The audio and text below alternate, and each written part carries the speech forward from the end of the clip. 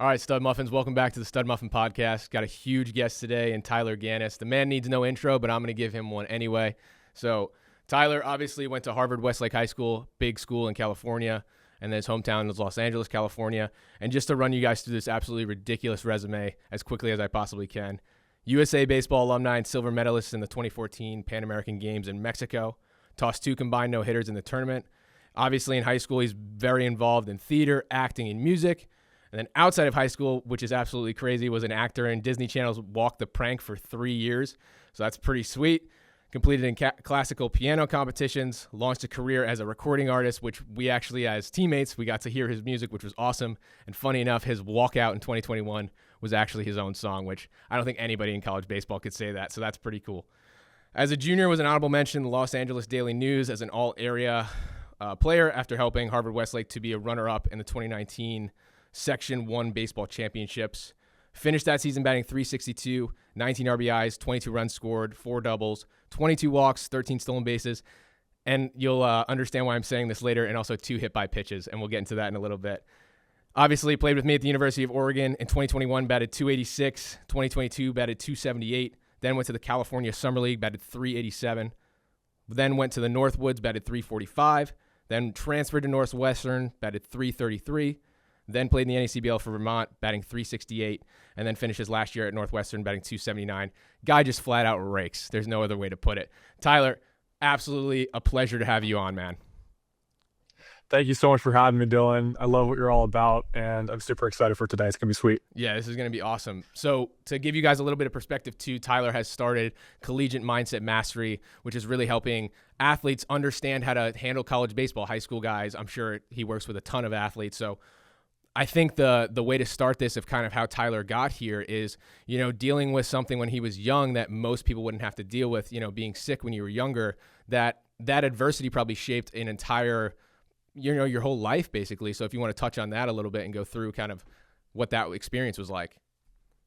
Absolutely. I think that's a great place to start. All the teams that I was a part of, I would usually sit down with the coach, whoever the head coach was, before I joined that team, just to build a good relationship with them and say, hey, there's something you might want to know about me because it informs who I am. Some people think it comes off, corny or inauthentic, but truly it's in my blood to just go about every single day and get the most out of the day and have a lot of energy with it. And so when I was 2, I was diagnosed with a life-threatening blood disease where I lived in the hospital for a really long time, a few years, and it shaped everything for me. I got really lucky. Doctors still to this day don't really know how I survived, but I came out of that with a really different perspective on life. And for me, I'm grateful to be here, be alive, be breathing, be able to live this day.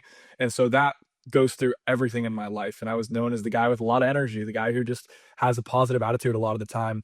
Not saying that I don't struggle with things, right? We're all human and we're all going to go through stuff in our life. But for me, I was able to kind of take that with me and really just try to get the most out of everything I was doing and try to have as much fun as I possibly can, no matter what I'm doing and no matter what the adversity is. So I think that's a great place to start. And thanks for letting me open up about that, Dylan.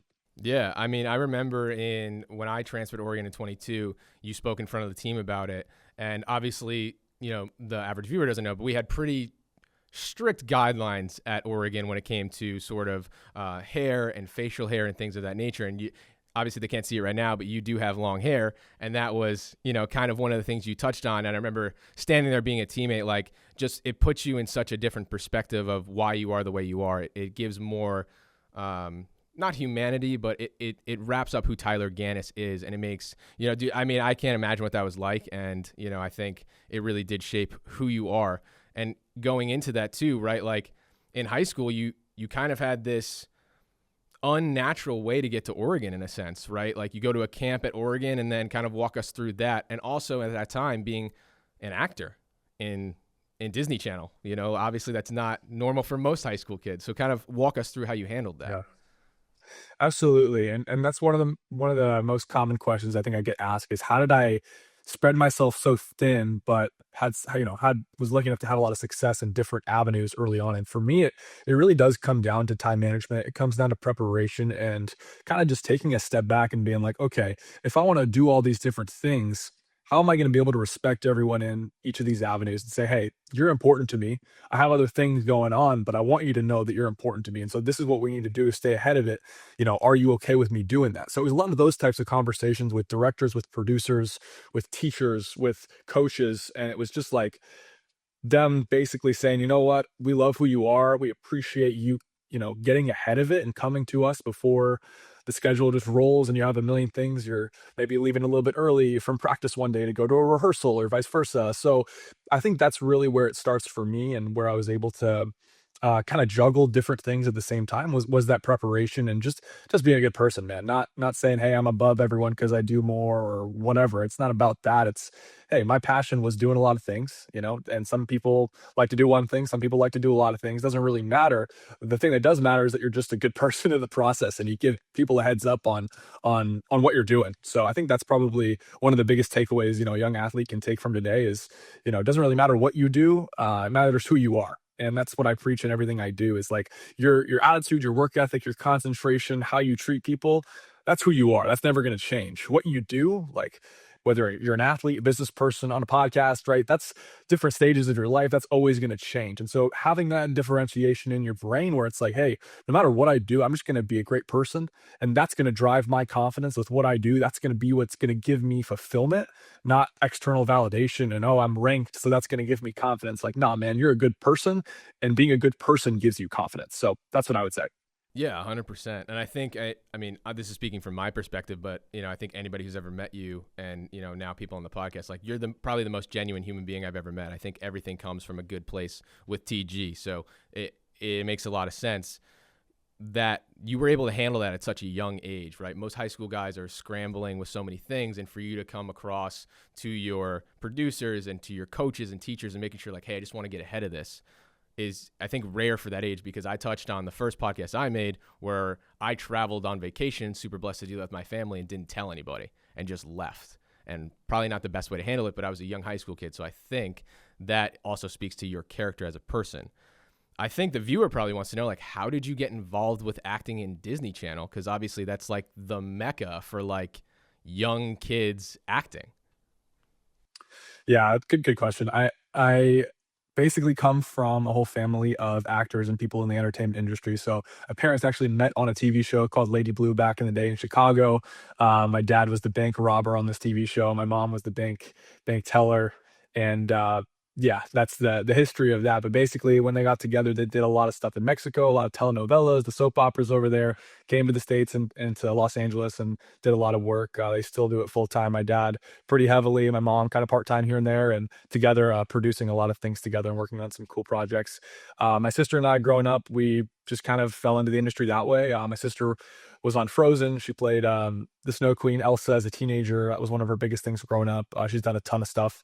Obviously, I was blessed to be on the Disney show. Was a part of Monsters University, Wreck-It Ralph, some other cool things, and really just fell into it by way of my parents. They kind of showed me the ropes a little bit. I enjoyed it, so I kept doing it, and kind of stopped at the end of high school, going into college. It was hard to do that with college baseball. It gets pretty intense, but great experiences overall. I loved getting into acting. We did a lot of musical theater too at school. I would do like the play or the musical every year, and so that was definitely a big part of my background was the arts. Not to mention the piano side of things that you mentioned early on. That was something also that was huge for me. I did classical piano basically all the way from little kid all the way to the end of high school, and super intense competitions every year.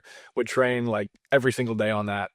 Broke off to be like a recording artist, signed to an independent label in Los Angeles called DFRNT, and did that basically in the high school years. And so anyway, arts, entertainment, music, all that, always going to be a part of me, always something fun that's just kind of on the side. So Yeah, I mean, I think when we were teammates at Oregon, it was always a cool thing to like see either on your story or see like in our Snapchat group chat of like you just kind of doing some musical stuff was always cool for us to kind of see. And especially as I mentioned earlier, having your own walkout in 21 was like kind of crazy.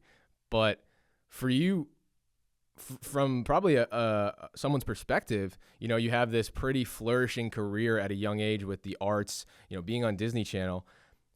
What steered you towards going, I'm going to go this route with baseball? Because I know that had to be a hard decision at some point. totally, it was a big decision, and My senior year was interesting. That was 2020, where it was literally the heart of COVID. So my Right. senior year of high school, not only the baseball but my academics too, everything got cut short like everyone else, right, in March. And I really did have to make a decision at that time. I kind of decided I was gonna just go the route of baseball because I loved it so much. And I did so much of the arts growing up that my cup was kind of filled with that, and I knew I could do stuff on the side, and couldn't really do the opposite, right? If I chose to do the entertainment route, I never could see how far I would go in baseball, right? I never would have seen that trajectory. And so for me, I just wanted to see what I could do with baseball, and it was my first love really before anything else. And so that's kind of why I ended up choosing that. And I'll go into a quick story that you alluded to earlier with how I got even signed to Oregon, because I Yeah. think people don't even realize the multitude of ways that you can get into a college of your dream. And so for me, quick synopsis was up and down recruiting process throughout my whole high school career, but really I was left with nothing the fall of my senior year of high school, when most people are already committed, right? Or at least my Yep. friends were, I thought. But the reality is everyone commits at different times, and it can be super late. And so for me, I went to an Oregon camp in December of my senior year, and I said, I'm just gonna go for it. Pac 12 at the time, like big time school, might get an opportunity. Who knows? I gotta go do it for myself. I go to it, I do well, and they tell me, hey, we don't have any more scholarship opportunities, but we like your energy, we like your raw talent. We'll give you a walk-on opportunity. Would you take that? And I said, absolutely, let's go. And so I got basically signed from a prospect camp, random in the middle of December on winter break, and the rest is history. I mean, we'll go into how I was able to kind of earn my stripes there, but just know that, like, man, if you're a viewer, it's possible. Like, it really is, to get your foot in the door. You just got to go for it, work really hard, have a great mindset, and go for it, and kind of scope these opportunities out for yourself.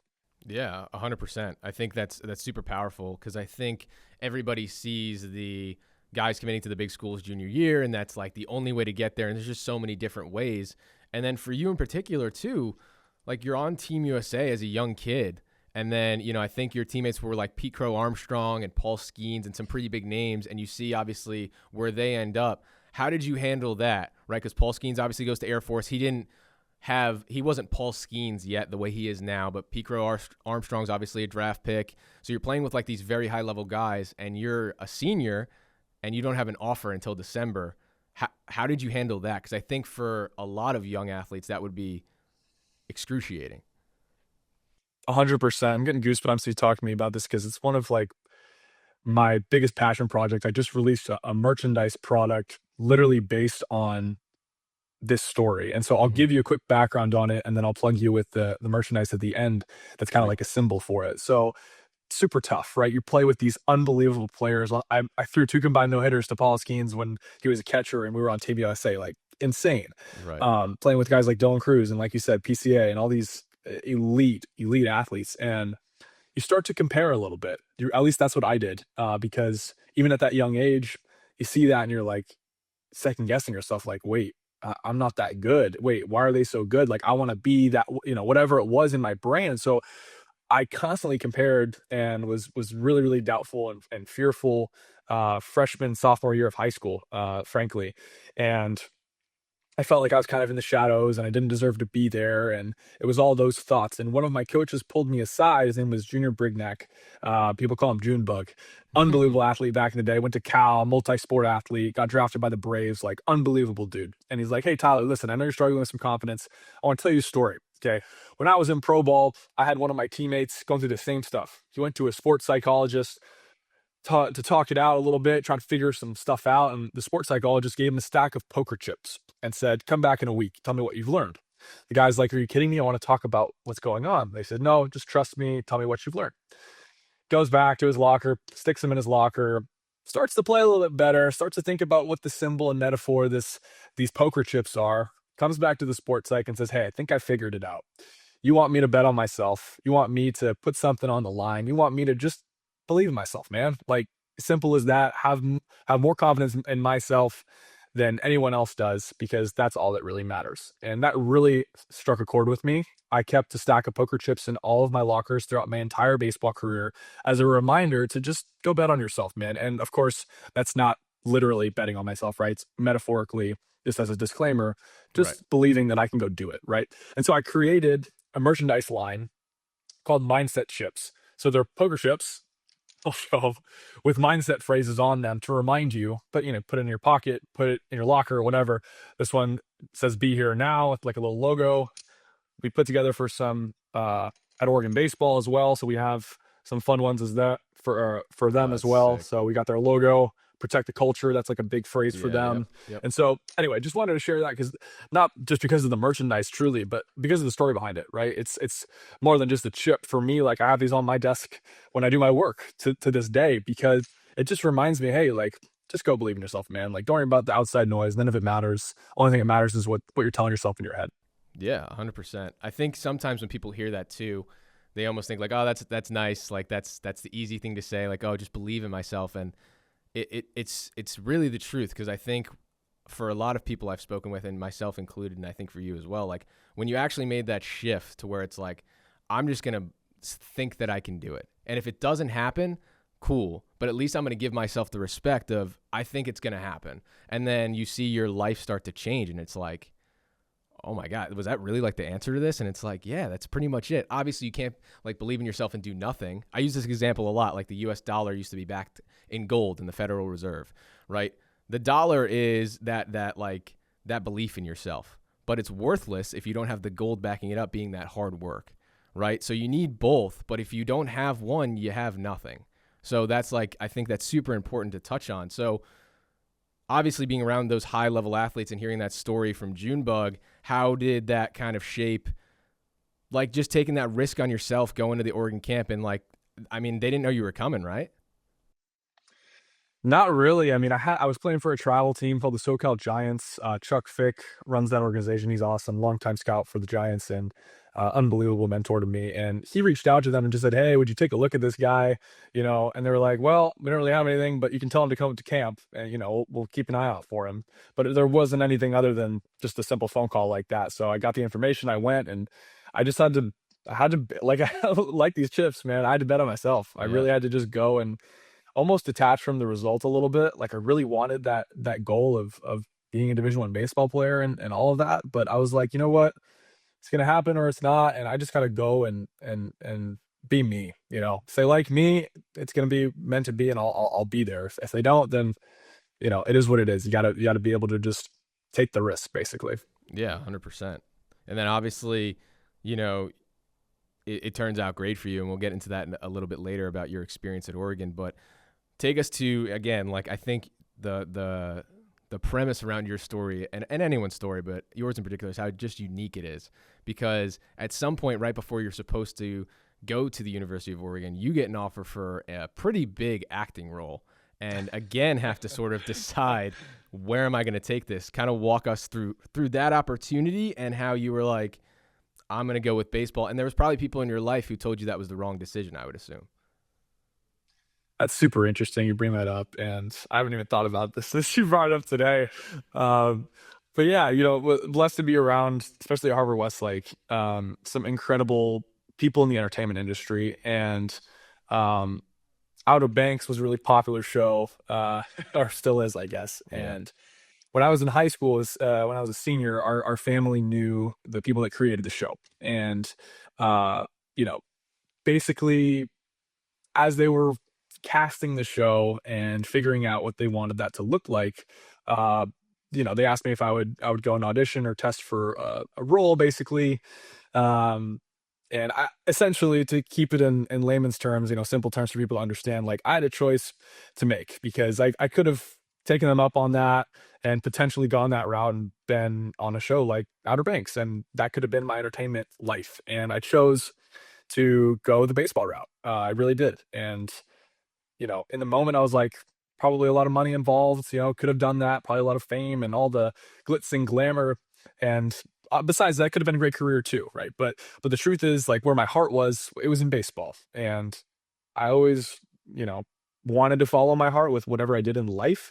And I had to just trust my gut on that one. But it was a tough decision when you really think about it. You have two things you love to do, what do you choose? And so for me, I know baseball has a time limit. If I wanted to come back on acting in the future, I could, but couldn't give up baseball. Oh yeah, 100%.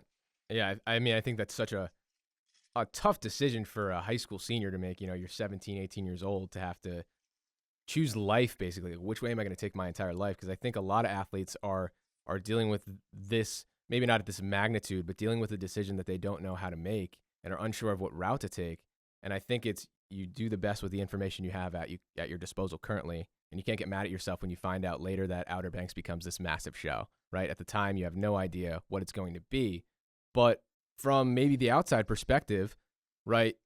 Acting's going very well. You're on Disney Channel. Now you have an offer to go on a show that, you don't know how it's going to turn out, but it sounds like a promising offer. And then you have a walk-on spot at a prestigious school, obviously, but that's all it is. So how did you, I guess, deal with that? Because I think a lot of people might go the other direction, even though that might not be the direction they actually want to take it. But logically in their head, they might talk themselves out of it. How did you kind of stay true to your heart in a sense? I had to be a little delusional, and there's a lot of different hot takes on the idea of being delusional. I want to break it down a little bit. When I say being delusional, I was in a way, my headspace was I need to just go for it as much as possible until someone basically tells me no, or Mm-hmm. until my body burns out. I just need to go and do as much as I possibly can in my baseball career. I wanted to maximize my potential. That's what I think when we talk about being delusional. It's just getting to a point where you feel like you actually maximize your potential. Because sometimes it's not going to work out. For me, I think one of the things I could have been better with, to be honest, is not being as attached and obsessed with the end goal of being a professional baseball player. This is something I'm diving into now with my personal life, and found it's really resonated with a lot of athletes. Is instead of being so obsessed about I want to get drafted long term or whatever your long term goal is, sometimes that can put a lot of pressure on yourself. So when you're going throughout your baseball career, you just kind of compare everything to like, but is that going to get me drafted, right? Or like, yeah, that's great, I accomplished that, but it's not drafted yet, right? And so I think a key for people listening is like recognize the wins along the way, number one, and don't worry about necessarily being so attached to this huge goal that you have. Like break them down and recognize like all the mini goals along the way are really important, and don't get caught up in thinking that you're a failure if you don't get drafted or whatever that end goal is. Because the reality is like a lot of stuff can happen along the way, and everyone's life's path is different, right? My life path was not to be a professional baseball player. I really wanted it to be, but Mm-hmm. now I'm being able to impact a ton of lives, do things on my own term. I'm not locked into a rigid schedule. I have the freedom to travel, right? So I guess my point is, you know, sometimes things aren't exactly, things don't plan out or pan out exactly how you think they're going to be, but it's not necessarily a bad thing. That's how I'll leave it. Sometimes the things that you really want for yourself are not meant for you, and you have to slowly over time just kind of accept that. Yeah, I think that's super powerful. And the one thing that I really resonate with, and I think the viewer should resonate with, but it's tough at times, is appreciating that success along the way, because I think that's hard. For my company, the first thing I put on the back of a T-shirt was "Appreciate the success," and I learned that from a guy who was in AAA with the Nationals and the White Sox, because there are times where like I think we don't succeed up to how far we want to, and we don't appreciate these little things, and then baseball consumes you, and I think we're going to touch on that a little bit as well, because you need to appreciate those little things, because if you don't, like, even when I look back at my career in baseball and I look back, like, I'm not super proud of the product I put together at Oregon, but for the rest of my life I get to have connections with people like you, and I get to say that I played there where some people didn't get to play at that level. So I think I need my own way to appreciate the success. And let's touch on too, right? You make this decision, and then you show up and you're a walk on at a massive school. How did you deal with, like, holy crap, like this is the University of Oregon, and I have to still earn my spot?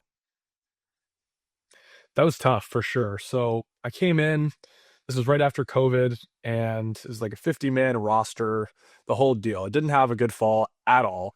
At the end of the fall, we had our exit meetings, and the coaches sat me down. We were on the concourse of the stadium right behind home plate. We were all 5 feet, social Mm-hmm. distance, the whole deal, like masks on. It was like out of a movie, man. I was sitting in a chair with everyone like surrounding me, and they basically said to my face, "Hey, man, if it wasn't COVID, you would have been cut. You're weak in every aspect of the game. The only thing keeping you here is your positivity and your competitiveness. I was like, Hmm. dang. Um, right? Like, Yeah. crap, what do I do? And they basically told me, like, we think it's probably best for you to transfer, but we're going to give you a shot to stick around and show us what you got. Take the winter break, think it over, do what you got to do. But when you come back, you really got to prove to us that you deserve to be here. Otherwise, next year, you won't be here. And so it's a gut punch, man. I called my parents, broke down, cried, the whole deal. I was like so lost. I was like, I don't know what to do. Hmm. Then I really thought about it. I was like, okay, process my emotions. Now I got a decision to make, right? What am I going to do? And Yeah. I just decided to go all in again on myself. I was like, I got nothing to lose at this point. Why don't I just take the winter break and crush it? Yeah. Do everything in my life around how do I stay at Oregon? Right. And that's what I did. I did 2 days. I made my own workouts. I did the workouts from our strength coach. I ate 4,000 plus calories a day. I got super into mindset more than I've ever in my entire life. I grew up with a lot of mindfulness stuff with my family, teaching me the ropes on that. But I really dove into motivational videos every day, programming my brain to just be a dog. I mean, visualization, breath work, journaling, like the whole slew of it. And so came back a different person. I went from 171 to 191 from September to January of my freshman year. Completely different person. And Yeah. Dylan can show you some before and after pictures. I basically went from like a stick that was a little bit cut, did some workouts. I So then looked okay, but absolutely I was a stick. jacked, and we will 100% put the photo in of your walk-off photo because that photo is ridiculous. Thank you. But it's really like you can do the same thing. Anyone can do that. That's not just Tyler Ganus. Like that's literally just hard work, man. That's all it is. It's get in the weight room, work your tail off, eat a bunch of healthy food, and that's your result. It's as simple as that. People don't realize that, but it is. You just have to be consistent, and those who are consistent and execute their plan get results. So yeah, that was the the big story of my freshman year at Oregon, and it informed everything. I mean, things took off for me after that, in terms of just like feeling good about my performance on the field, feeling good about my role. But I was basically their spark plug at Oregon for 3 years. That was my role. Was anytime the team needed some energy into the game, we were down, or it was like the most pressured situation. They'd put me in because they trusted me and they knew I put the work in and I could handle it. So yeah, that story informs a lot for sure. Yeah, 100%. And I can 100% attest to that of my 2 years at Oregon, one as a player and one as a GA. 1000%, you were our spark plug and always was the guy that we could trust when, even we'll talk about the walk-off too against Ball State. Like this game in particular, I blow it, right? I come in, I give up like 2 homers. All of a sudden, we're down by, or I think we're tied with them. We bring in Colby. Colby shuts it out. And then we have this battle with, a team that if we lost to them could really hurt our rankings because, we're top 25 school. They're a mid-major. There's all these external things. I'm in the dugout probably feeling bad for myself, but knowing that, we got to figure out a way to win this game. And then you get called on with the bases loaded and hit a walk-off single for us. And it's one of my favorite memories because I think it put into perspective for me of like, it is a team game at the end of the day. And like, even in life, you can't always do everything yourself. Like you're going to screw up and you're going to need somebody to pick you up. And you picked me up that day. And it's still like one of my favorite memories at the university itself. For that time frame for you with being told like almost in a sense like, hey man, we really don't want you, but we'll let you hang around. How did you deal with that? Because I think a lot of athletes would go one of two ways of, I want to go somewhere else because, they don't want me, or I want to go somewhere else because they get mad that somebody said that to them, right? Like that somebody like, it could be for the first time in your life, someone tells you, hey, like we don't think this is the right fit for you. And that's tough to hear. How did you deal with that? Obviously, speaking with your parents and getting emotional about it, how did you then take that turn to, I'm just going to work my ass off? The first step was being respectful to my coaches. That's huge Yeah. because you can be really emotionally charged in that moment and be like, well, screw you. Right. But you have to think about the long game a little bit. And I'm going to get to that in a second. You want to be respectful because you don't want to have regret. That's number one. But you also want to be respectful because baseball is not your whole life. And there's going to be a time down the road when you might need them. You might need those coaches as a connection for something, and Right. it can really help you out. And it's exactly how it played out for me. And so I'll get to that in a little bit. But essentially, that was the first step, was being respectful in my response. And then when I broke down to my parents and thought about it, I just thought, I'm going to show you. Like, Yep. I'm going to show you that I can do this thing. And so for me, it was almost like talking to myself as if I was my best friend. What would you tell your best friend in that spot? Probably hype him up. Probably say, hey, you can do this thing. Like, I believe in you. Like, why don't you just do that for yourself? Something I talk about a lot. It's my favorite analogy is like, it just takes you out of your shoes for a second and be like, okay, if I'm going to treat my friends in a great way, why don't I just do that to myself? Because I feel like with social media and everything and technology and our whole current world, like we're all kind of beating ourselves up a little bit, you know? Hmm. I really believe that. And the more you can authentically hype yourself up, right? Not in a way that's like cocky and arrogant, but truly just, hey, I'm gonna earn my confidence through hard work and through just grinding this thing out. Like it's so fulfilling. You Yeah. truly have confidence when you do that, right? So yeah, I'll leave that story there. Yeah.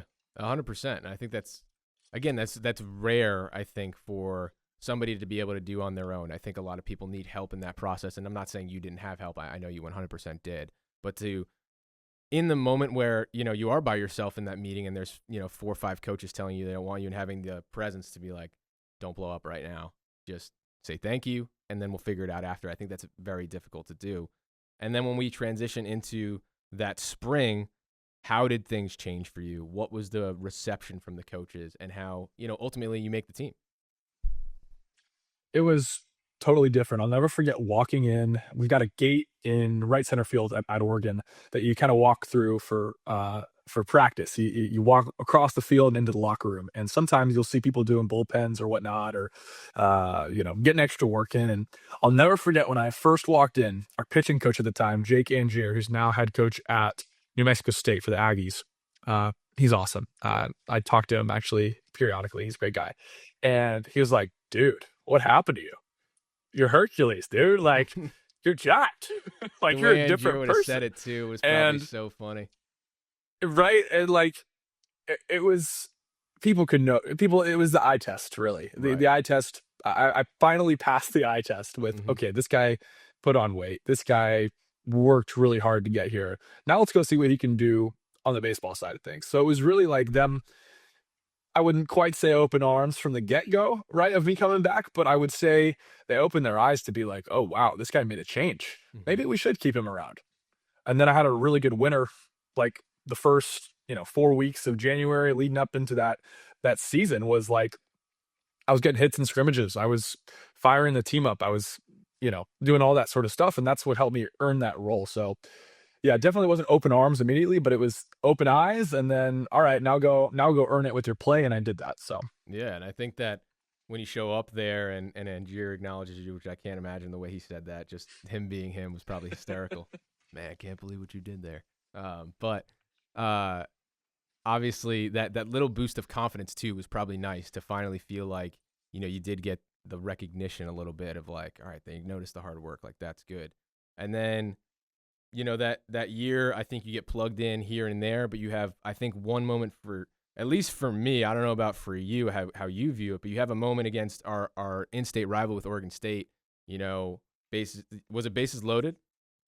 oh yeah. Yeah, bases loaded, you get hit by a pitch, and it's this video of you going absolutely ballistic. Like, how did, for the viewer, how, like, maybe you saw this moment, but how do you go from, hey, man, we probably don't need you here, to, hey, it's bases loaded and we're trying to sweep our in state rival? Like, Tyler, take the bat and see what happens. How does that happen? Because that's like probably the most pressure spot you can put any human being in at that university at that time. Totally. And it was my third, I think it was my third plate appearance. Um, yeah, it's a decision that the head coach made. Mark Wazakowski is a huge mentor to me, kind of like a second father figure. And he believed in me, man.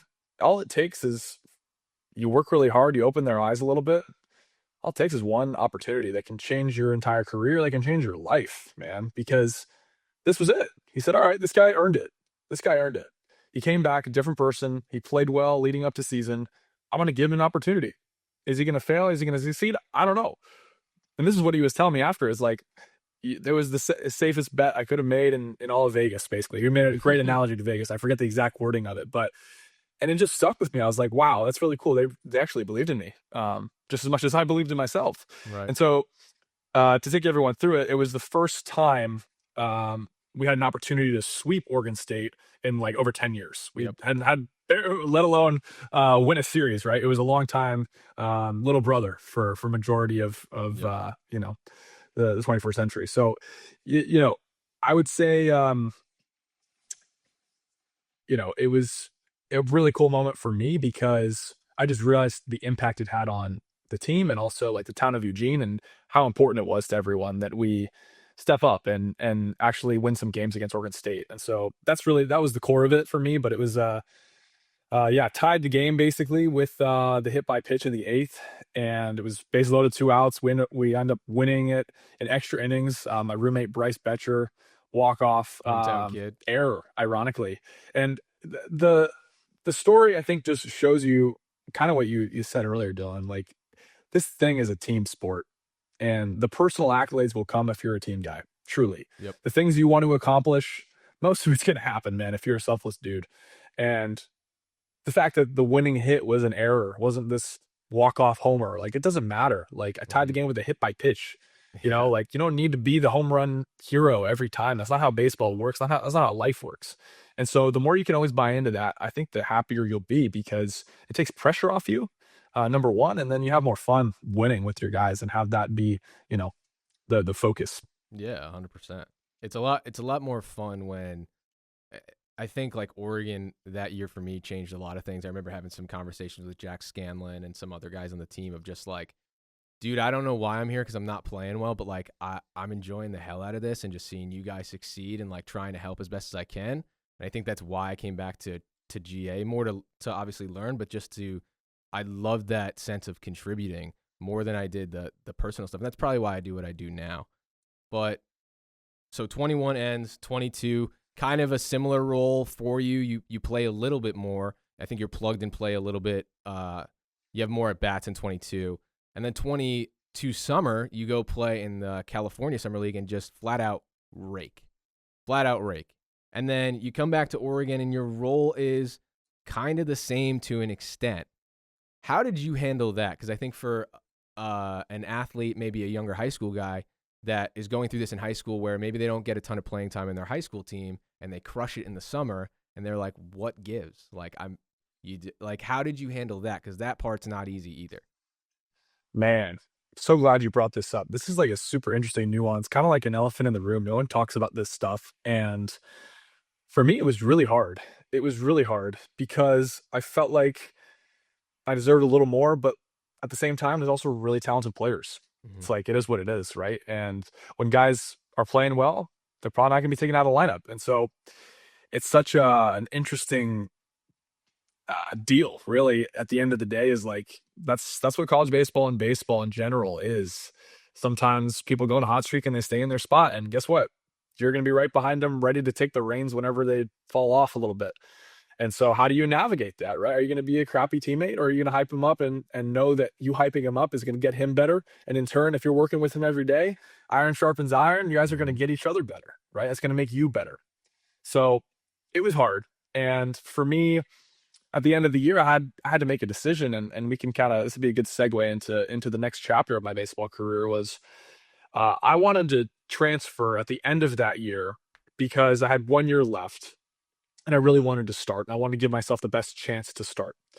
And the important detail of this is, in my opinion, I ethically transferred. What does that mean?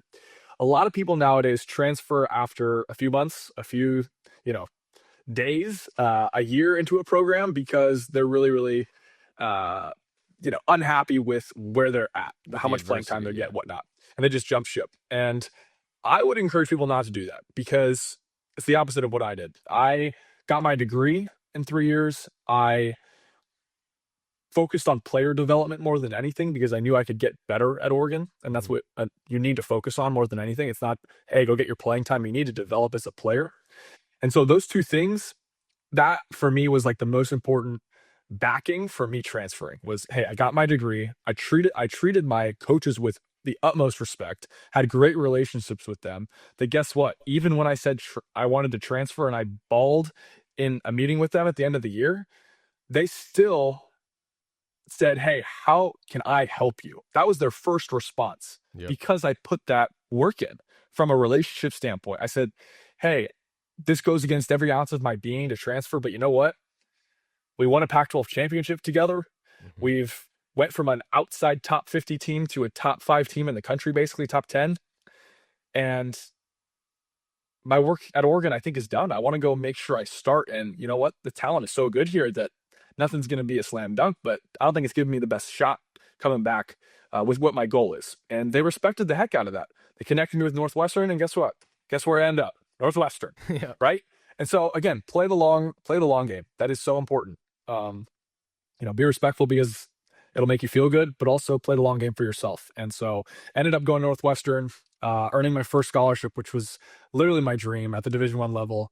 Um, Hit 500 for the first 3 weeks, then I break my hand.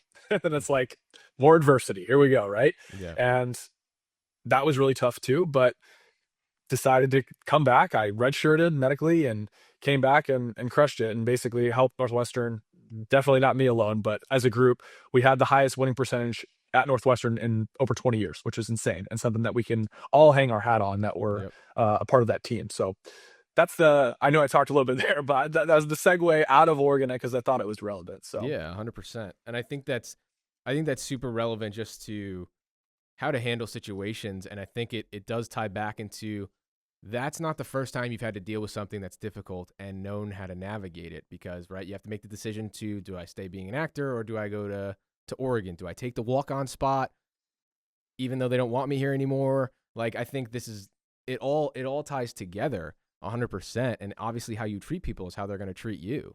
So when you have this good relationship with the coaching staff and then it turns out to helping you achieve your end dream of playing, being a starter at Division 1 level and getting your first scholarship, and if you don't handle the situations properly before that, then none of that happens. But it's because of who you are as a person that it all translates. I think sometimes people don't think that who you are as a person or the things you do on the outside are going to affect the things on the field, and it 1000% does. For you, how was that transition, right? Being a guy from California, going to Oregon, not too far, right? A quick flight to then going to the Midwest in Illinois, probably a place that I'm assuming you hadn't, spent a lot of time in. And the kind of the culture shock, because I know for me, being a guy from New York and going to Eugene, Oregon, those first couple months, I felt very out of body. It felt very weird to be there. It didn't feel normal. It was really far from home. How did you handle that? it was tough for sure. The first couple of months were cool with the weather, it was like 60s. I was like, all right, I can get down with this. And then all of a sudden your winter hits and it's like, this is the coldest I've ever been in my whole life. You got the wind coming off from the Mm-hmm. lake. It's anywhere from 0 to 30 degrees, for the majority of the winter. And you're like, what am I doing here? We're inside in a bubble, basically, or like in an indoor facility, getting our work in, or we're outside grinding through the cold, right? Yeah. And even though Oregon was overcast, for most of the year, as most people know, in Yeah. that 40s range, it still was a big transition. And you just got to embrace it. At that point, I was like, I can't change the weather, right? You got to control what you can control and you got to adapt. And so even if it's hard early on, it's like, hey, what's going to be beneficial for my well-being, for my development? Like I just got to embrace it, right?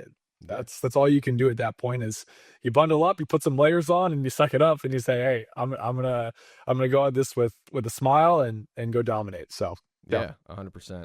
I think it's really tough. Like I think that transition of kind of being in a place you've never been before is not easy. And if you don't have some not safety nets, but things in place to kind of, calm yourself down and maybe center yourself and realize that this is getting you towards an end goal of, playing at this level and being a starter and having that scholarship. If you don't have those things in place, it can be very difficult. And I think again, it ties into just who you are as a person. So then we just flat out rake in the beginning of the year and then you break your hand.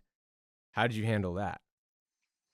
Brutal. I broke it in the middle of a game. It's the hamate bone, Yep. most common baseball injury, and literally, it was on a foul ball straight back.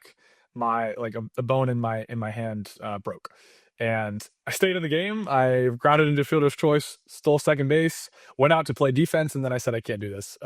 Couldn't even hold a ball. And it was brutal, man. It was really brutal, especially since I was having such a good start to the year. But I knew that it was going to help me get bigger, faster, stronger. I was really trying to come back for the second half of the season, but I ended up deciding to just continue to rehab it because it wasn't ready. It was super painful. And it was super unique because I tried to play through a lot of wrist tightness and whatnot before it broke, and so it made it really complicated. It wasn't just rehabbing a broken bone where maybe I could have been back in 5-6 weeks. It was all this tendonitis and all this other stuff with my wrist where it was like it's just not ready. So ended up deciding to medically redshirt, and it helped me out. I was freed up to kind of just go be a guy, go hit home runs, right? Don't be a role player, and that was awesome. And so came back the next year and felt like I got the most out of my potential, honestly, in college. So that was really nice to have another year, kind of just to develop even more. Right, it always goes back to the growth versus the fixed mindset. Fixed Hmm. mindset is, hey, I'm good, I don't need to learn anymore. Growth mindset, hey, I'm always in growth mode, I'm always in learn mode, and that allowed me to develop way more, especially in that last year. Yeah, yeah, absolutely. And maybe if that doesn't happen, you don't have as good of a year that you do the next year at Northwestern. Maybe you guys don't have that, that best season in school history. Maybe none of that happens because you didn't get that extra year to develop. And I think, and when it happens right away, our first thought is, oh my God, this is the worst thing ever. And it's not saying it's a bad thing to have that thought right away. That's everybody's jerk reaction. But to then realize that, there's a term in, kind of like psychology and therapy of just radical acceptance of just, I can't change that my handmaid's bone is broken. Like there's nothing I can do about it. So what serves me more here? Trying to develop this next year with the obviously probably the amazing coaching staff you had at Northwestern at a Big Ten school, or can I sulk and say woe is me? So I think again just relates to how you frame things, and then you do have that really good year at Northwestern the next year. I think I have it down here. I think you batted 279, which is obviously a great batting average, and then you guys have a really good year for the school in general. How did that feel for you, right? Because in reality, you kind of have this delayed success, if you want to say, right? 2014, you're on Team USA. Then you get the walk-on spot at Oregon. You're plugging and playing there. Obviously, you really enjoy your time. You're a glue guy for us. And then you crush it over the summer, but you haven't necessarily achieved what you wanted to with Division I baseball, with being a scholarship guy, being a starter, and being one of the dudes. How did that feel your senior year to be like, this is kind of I'm one of the key pieces in this team. Yeah, it felt amazing, and I'm so grateful for the Northwestern staff for trusting me with one of those roles of being a leadership guy, being a guy that's going to be an everyday player. That's all I ever wanted, was for someone to take a chance on me, and it felt really, really good. The other side of it too is, I also continued to put pressure on myself. Mm-hmm. Not until recently have I been able to make some really great breakthroughs with my personal mindset to be like, hey, I did have a good year. That is a good year. Yes, I wanted to hit above 300, whatever. I had certain specific number goals with statistics, but man, that sometimes is not healthy to have. So Yeah. if there's a guy out here that's like, I want to have a certain ERA, I want to have a certain batting average, like, okay, think about it for like 1 second, but don't attach to it and don't continue to think, okay, how can I hit that every single day? Because it's only going to make you compare and put a ton of pressure on yourself. So instead of thinking, hey, how can I hit a number? Just be like, hey, what can I do today to get better? Right. My personal definition of success, especially in my later years of college, was I want to leave every day. I want to leave the facility, leave the field every day, 100% certain that I did everything I could to improve in every area of the game. What does that mean? Okay. Base running, hitting, fielding, throwing, right? You break down every aspect of your game and say, okay, how can I just get a little bit better in each of these? Even if it's 10, 15 minutes in something and I don't have time to do an hour base running session, right? Right. Let me do some sprints. Let me do some mechanical work to get me feeling good, hit that stimuli a little bit, right? So that's how I would kind of frame the whole deal, is like, my last year, it was fulfilling in so many ways, but it was also filled with a lot of pressure because that was my pattern of behavior to myself. And so what was so crazy is, and I'll mention this too, because I think it kind of wraps everything up in a way that's full circle. So I wanted to get drafted. I wanted to get signed. That doesn't happen. I get an opportunity to try out for the Savannah Bananas organization. Ironically, I don't Mm-hmm. even talk to you about Dylan. This might be news to Yeah, you. yeah, this is. And I trained for like 4 or 5 months after the season, trick plays, the whole deal. And I go to a tryout in Nashville actually at Vanderbilt, where we won the Vanderbilt Regional with Yeah. Oregon, which was cool.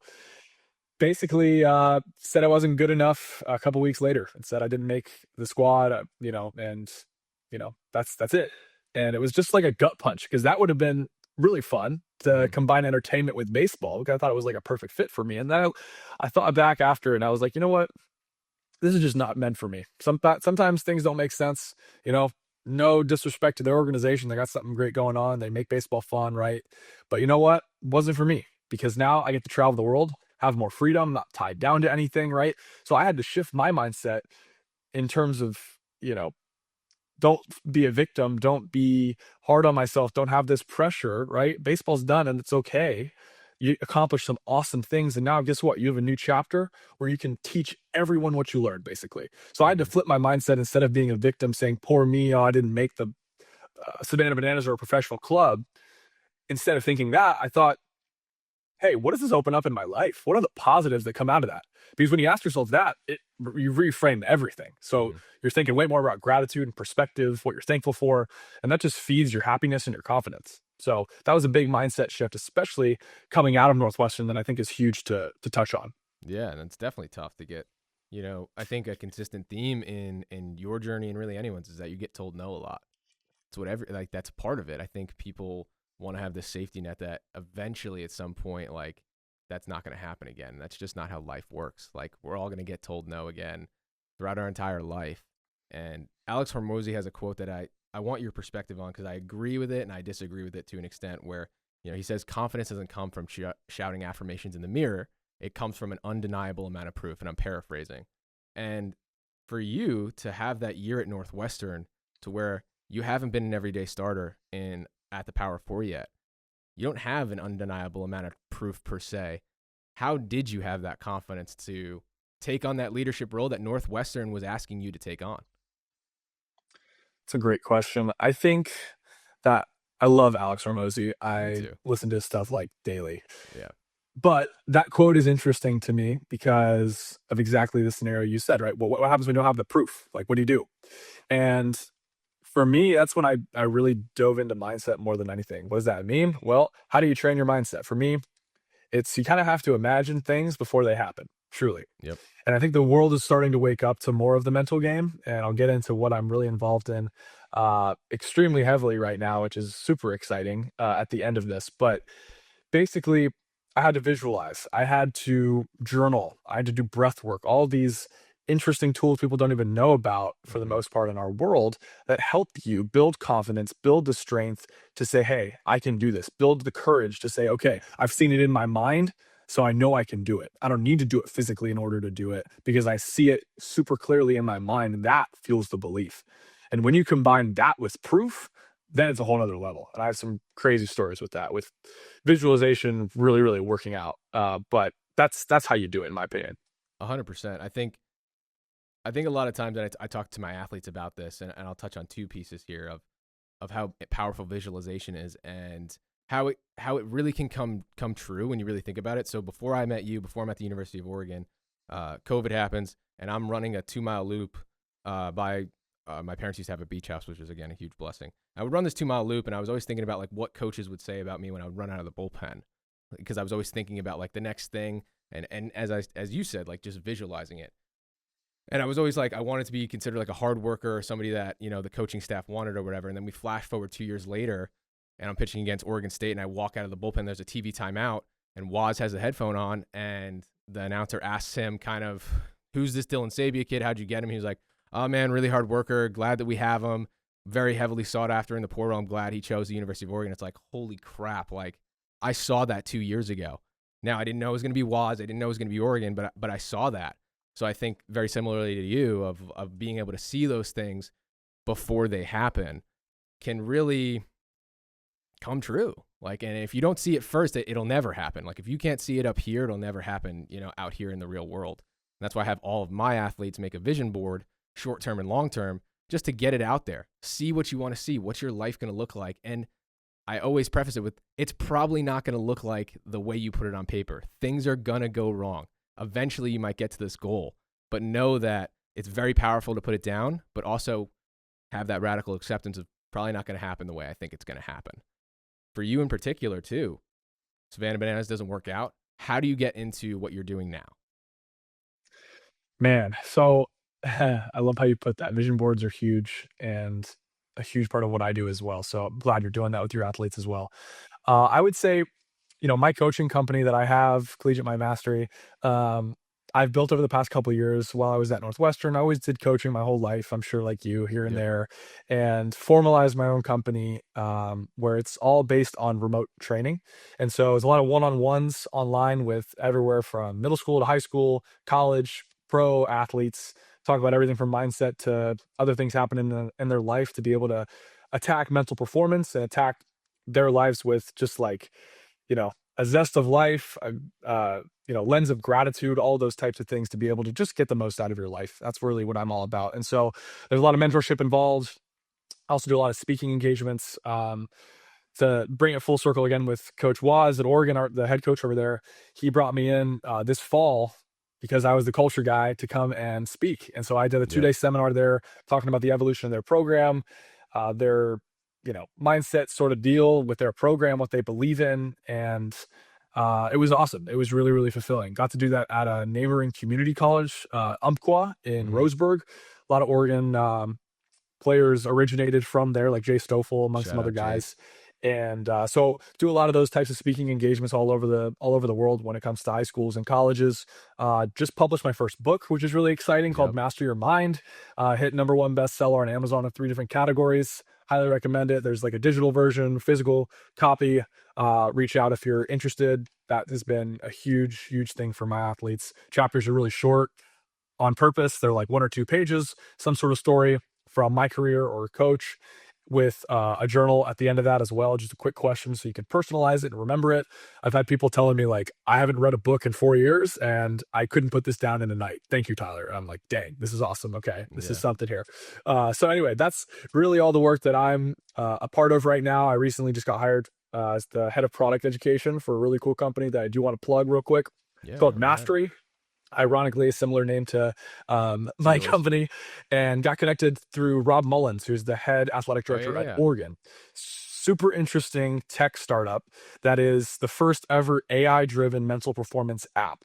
So everything Oh, that I cool. preach, everything that Dylan preaches in terms of mindset, visualization, breath work, journaling, they are building an incredible app that I'm kind of one of the leaders in, that I think is going to change mindset for athletes forever, because it has so many cool things on there when it comes to just being able to train your mind. Like, we, as athletes, we all train our bodies relentlessly. There's never been a formalized system or like something you can go to that's like a mindset gym. And so that's what they're building, which is awesome. So hasn't gone public yet, but we're currently we have a lot of private partnerships with almost every professional sports league, LSU baseball, Arizona baseball, all the Oregon teams. Travis Bazan is on it, which is really cool, among some really key other A-list celebrities and whatnot. Mm-hmm. So super excited about it. If you are interested, you can reach out to me through anything, whether it's Instagram or TikTok, or through Dylan, and we'll get Yeah. you set up. But Absolutely. just wanted to say that because I think the whole world is moving in the direction of mental performance. And so if you're watching this, listen to what Dylan has to say, like tune into this podcast, because this is going to be a huge part of the next wave. I appreciate you saying that, man. You're the absolute man.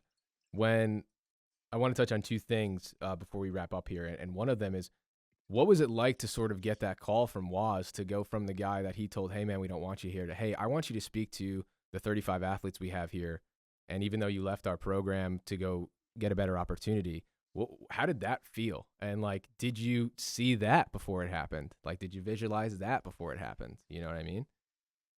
Totally. I actually did a lot of visualization at the end of my season because I was like, if baseball doesn't work out with pro ball or whatever, like, I want to be able to speak to some cool programs. And so I did visualize that. And I ended up getting a call from Waz, how it played out. I got a call from Waz a week after my season ended because he was officially allowed to call me because of the rules. I was still playing against him in the same conference, right? Right. We both didn't want it to get messy with that, with the rules. And so he called me when my season was officially over and he was legally allowed to do that.